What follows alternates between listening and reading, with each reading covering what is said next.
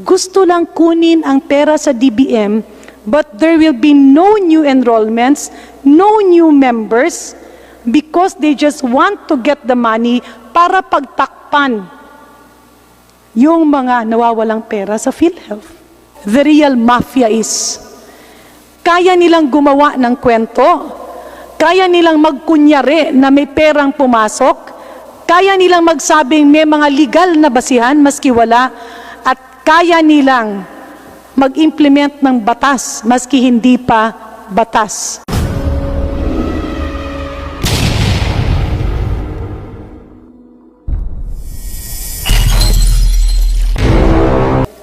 Because if you review the history in PhilHealth, ang daming fraudulent claims, wala kang laban kasi ang isasagot sa iyo palagi, hintayin na lang na matapos sa Supreme Court.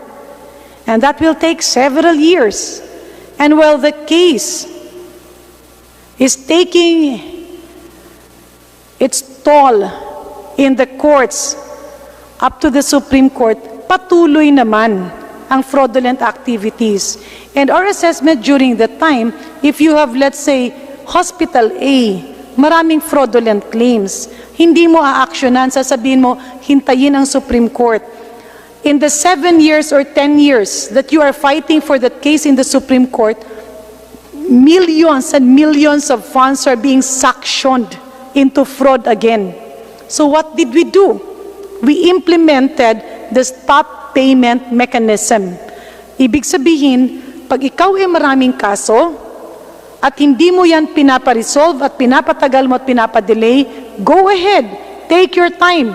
But you will not be able to get reimbursements from PhilHealth pending the resolution of your case. Mr. Chair, may I ask the people from PhilHealth if that was effective in curbing fraud?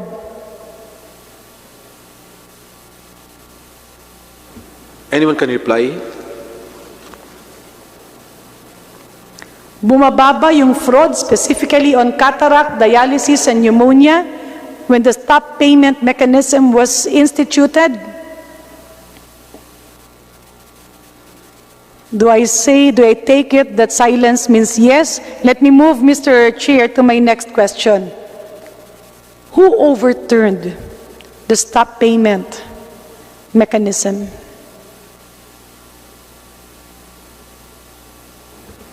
I'm sure someone knows who overturned the stop payment policy. Kasi ang kagandahan kasi sana nun, Mr. Chair, dahil marami na nag-aabuso at right and left na, at dahil puso ng bawat doktor at ospital ang PhilHealth, the stop payment hurt them to the core. At marami ang lumapit at ang kanilang sinabi, okay, we're going to negotiate, we are going to stop fraudulent claims, we are going to align with the mandate of the Philippine Health Insurance, basta ipagpatuloy nyo na kami. And then nagkaroon ng mga settlement na kumbaga may fines, wala ng kaso, hindi na gagamitin yung mga abogado para pahirapan yung PhilHealth. And that was good. So my question is, why would you overturn something that was helping your institution? And now you start talking about reforms, about cleansing PhilHealth, pretending that you can implement universal health care? My God, that's next to impossible. How can you implement universal health care if you insist and persist to be blind and deaf to what is happening around all of you? So, Mr. Chair, may I request that PhilHealth produce documents that overturned the reforms that I initiated with huge and extreme difficulty in PhilHealth. Napakahirap po, Mr. Chair. Wala po akong sinabi nung mga nakaraang panahon, but my experience as chairman of the board was very difficult. First, board resolutions were not being headed to. Minsan, hindi pa pinapasa, nagiging bulag-bulagan at naiipit at pilit na winawala.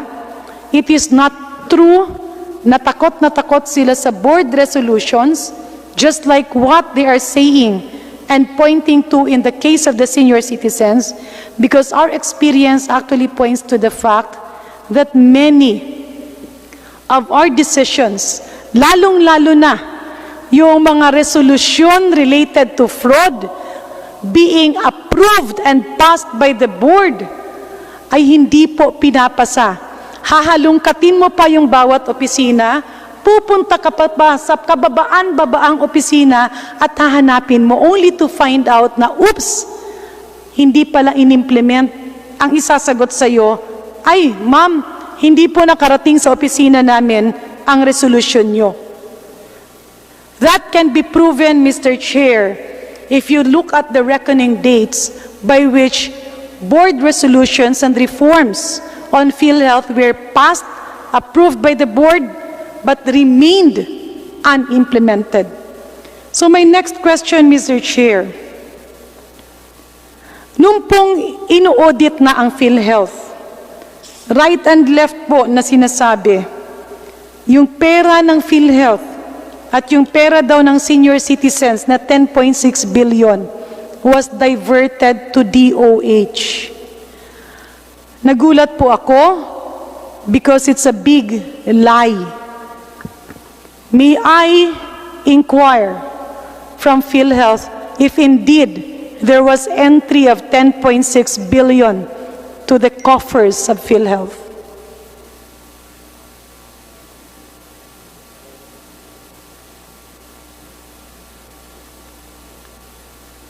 Can somebody from the finance department of PhilHealth or somebody from the legal office answer the question? Mr. Lumisako, you can reply to that. Mr. Chair, Your Honor, good evening. Based on record of PhilHealth, Your Honor, wala ho kaming natanggap na sinasabi ni Congressman Garin na 10.6 billion, Your Honor. Mr. Chair, kung wala naman pala kayong natanggap, why is it that some of you here who are present here now kept on pointing to a 10.6 billion fund that was diverted from PhilHealth to DOH? Bakit pilit na gumagawa kayo ng mga kasinungalingan para pagtakpan ang mga pinaggagawa ng iilan? Honorable Garin, would you know in particular who came out with a statement on that? Jan Basa. I also saw Ish in many of the meetings in Senate and even here. And in fact, they had presentations to the board, explaining to the board na kaya walang pondo yung PhilHealth kasi dinivert daw sa DOH. Naniwala naman yung presidente during that time, si Dr. De La Serna, and their attention were diverted to issues that were actually non-existent.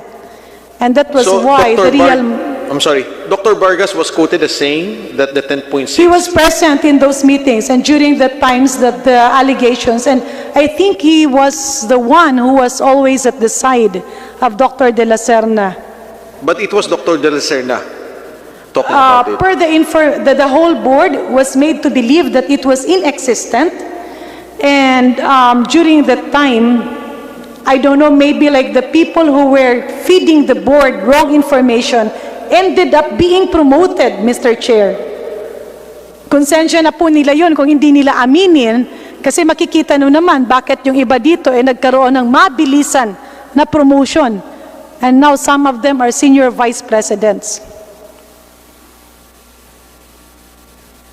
Anyway, Mr. Chair, I just brought that out in the open because that is how strong the real mafia is. Kaya nilang gumawa ng kwento, kaya nilang magkunyari na may perang pumasok, kaya nilang magsabing may mga legal na basihan maski wala, at kaya nilang mag-implement ng batas maski hindi pa batas.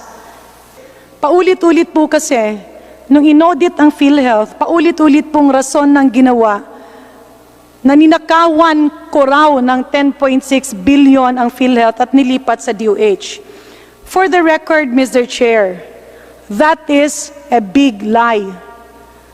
But this lie was made because there was collusion during that time.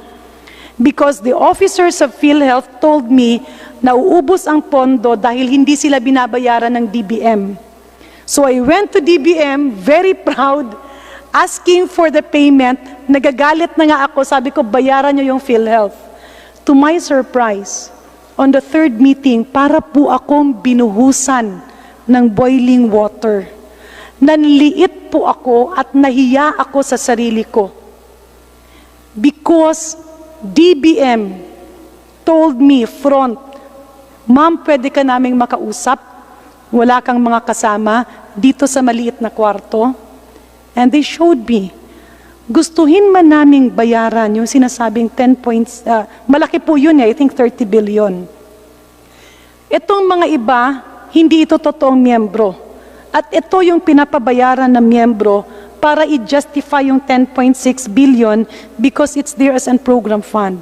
Laking gulat ko nung makita ko that the list of members there are existing members. Ibig sabihin, miyembro na, ginawa pa ulit na miyembro. Binago-bago lang yung mga pangalan. This is the worst thing. They carve out the names of the dependents of PhilHealth members. Ibig sabihin, kung si Congressman Mike Defensor, meron siyang akasawa, Mrs. Danica Fernandez, example lang po yan. Ay hindi, Defensor mag-asawa pala, dapat parang apelyido, sorry. So, yung mag-asawa, meron yung mga anak. At yung mga anak, miyembro ng PhilHealth kasi anak nila. Kinuha yung mga pangalan ng mga anak o kinuha yung mga pangalan ng mga asawa at nire-enroll. Ano po ang direksyon nun?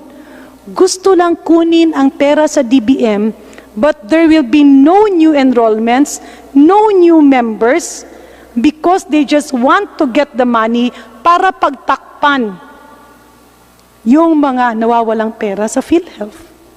Honorable And Garin. lastly, Mr. Chair, I would very much like to initiate again reforms in PhilHealth. So if the honorable officers of PhilHealth here can bring out all the reforms we did, put it back, do not deceive the members of the board, do not deceive the PhilHealth president. Dahil paulit-ulit po ito na nangyayari. This is worse than a pandemic because the pandemic comes every 100 years. Sa inyo, every time may bagong na-appoint, dinideceive nyo. Mr. Chair, I had two very important proposals to cleanse PhilHealth. And almost all of you here are aware of that. First, individual enrollment. Pagkapanganak, miyembro. Pag namatay, tanggal sa lista. Meron naman tayong National Statistic Authority Pwedeng mas mababa ang premium. That's why we incorporated that in the 2017 proposed budget. I was the one who defended the PhilHealth budget for 2017. Kaya yan lumaki because computed doon individual membership. When I left, they pretended it was forgotten. Kasi ang totoo lang, there is a study in PhilHealth, marami yung hindi enrolled. Kasi kapag ikaw ay minor at naging sobra ka na at 21 years old, natatanggal ka na dun sa membership ng magulang mo. Pagka ako ay member dahil dependent ako ng asawa ko, nawalan ng trabaho yung asawa ko, wala na rin akong membership.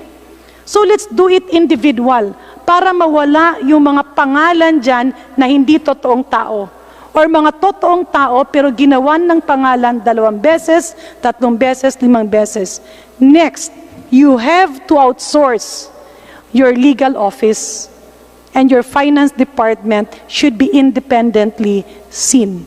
IT, yes, it has been always a problem, but most of it is intentional.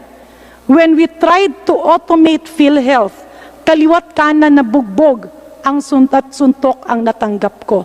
Bottom line is this. Since 2001, I was not yet in Congress. I stood up and fought against cataract fraud, citing the collusion between Philippine Postal Office and some officers of PhilHealth. Nagkaroon ng Seacrest report. It is a Bible indicating how fraud is being done.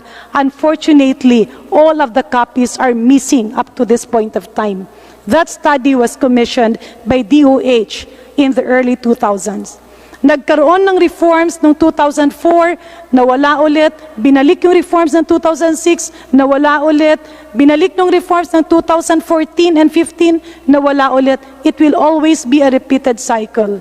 Talking about universal healthcare law, Mr. Chair, napakaganda ng batas na ito. But that will lead us to nowhere.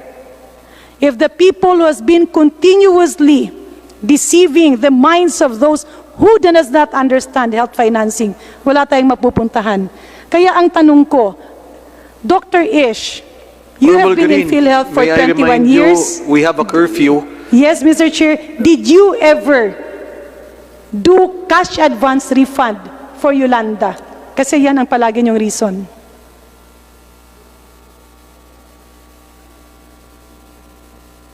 Okay. May cash advance po ba sa Yolanda?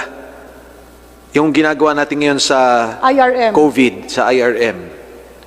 May IRM din po in 2013 for the Yolanda. May cash advance po. How did we... Ang sinasabi nyo kasi, nag-IRM kayo kasi ginagawa na yan dati pa. By the term alone, interim reimbursement mechanism.